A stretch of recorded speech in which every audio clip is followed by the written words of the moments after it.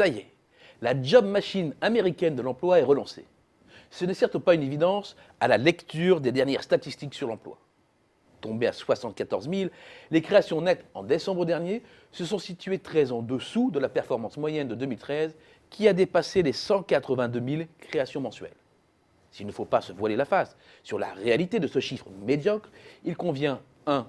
De le replacer dans son contexte, celui d'un mois de décembre très particulier, beaucoup plus froid qu'à l'ordinaire, ce qui a comprimé les embauches. 2. De le replacer dans sa tendance de long terme. Et là, le message est très clair. La trajectoire de l'emploi est une droite ascendante. L'emploi est aujourd'hui en passe de restaurer son niveau d'avant-crise. Mais pour certains, la remontée est trop lente. Après l'ampleur du décrochage en 2008-2009, le redressement du marché du travail aurait dû être beaucoup plus affirmé et de conclure sur la fragilité actuelle de la reprise. Ce n'est pas notre avis à Xerfi. Si la job machine ne tourne pas encore à plein régime, c'est en raison même du type de reprise.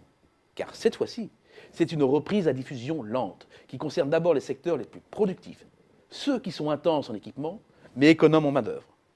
Je pense bien évidemment au retour de l'industrie américaine. Une industrie qui, prise dans son abord le plus large, voit son volume d'activité désormais dépasser son niveau de décembre 2007. À cela s'ajoutent tous les efforts des entreprises américaines pour se restructurer, restaurer leur productivité et en définitive leurs profits. À 12,5% de la valeur ajoutée en moyenne sur 2013, jamais le taux de profit n'a atteint un tel niveau depuis 1959, origine de ces statistiques. Un processus de correction qui a aujourd'hui atteint ses limites. Comme vous pouvez le voir, le taux de profit plafonne. Et c'est une bonne chose. C'est en fait une nouvelle étape de la reprise qui est sur le point d'être franchie. La reprise industrielle va se diffuser aux secteurs liés comme les services aux entreprises, dont la croissance est plus intense en manœuvre. C'est bon pour l'emploi.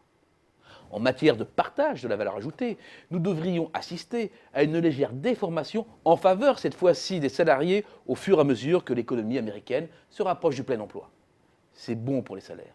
Le pouvoir d'achat en sera donc amélioré. Il bénéficiera même des effets richesse tirés des bonnes performances boursières et de la hausse des prix de l'immobilier.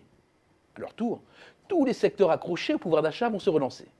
La base sectorielle de la croissance va donc s'élargir, ce qui va la solidifier.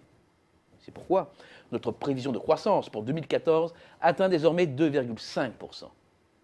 Un élargissement à des secteurs plus gourmands en main-d'œuvre.